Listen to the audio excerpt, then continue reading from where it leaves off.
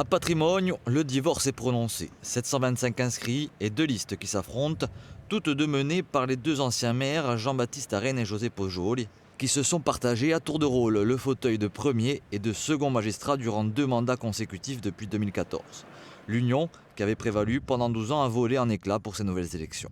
C'est pas que c'était infaisable. Il y a à la fois un problème générationnel, il y a eu aussi un problème politique.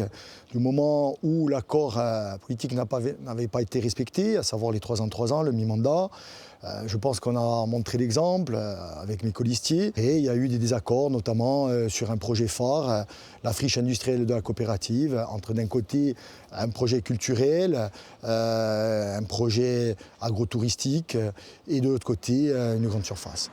Des désaccords qui, selon José Pujol, n'ont jamais existé. Il déplore qu'aucune discussion n'ait eu lieu. J'ai découvert effectivement, pratiquement au dernier moment, qu'il y avait une liste alors que je n'ai jamais eu de contact avec Jean-Baptiste Arène.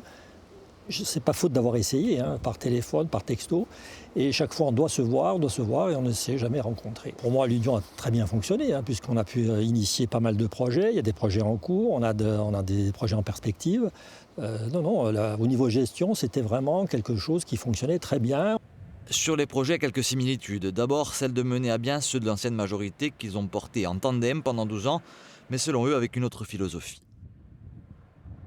Nous, les 3 projets phares, c'est bien entendu de mener à bien le projet de l'école qui est lancé, ça y est, puisque les appels d'offres sont passés. Le second projet phare, ça va être bien entendu la friche industrielle de la coopérative à transformer en projet culturel, parce qu'aujourd'hui, la jeunesse du Niéble-Concador n'a pas de salle digne de ce nom. Et ensuite, il y a un projet où nous nous situons aujourd'hui, en plein centre du village, pour redynamiser ce quartier du Cardet autour de l'église, avec un parking végétalisé et une maison des associations et de la casate, bien entendu, de la confrérie, qui est très importante pour nous.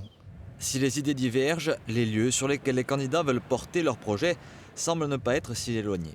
L'enjeu, donc, c'est la centralité, parce que c'est un projet qu'on a initié, c'est quelque chose qui se fait sur peut-être même plusieurs mandatures. C'est la nouvelle centralité de Patrimoine, entre l'ancienne école, la nouvelle école, le pôle santé, le pôle économique et la coopérative qui va être requalifiée.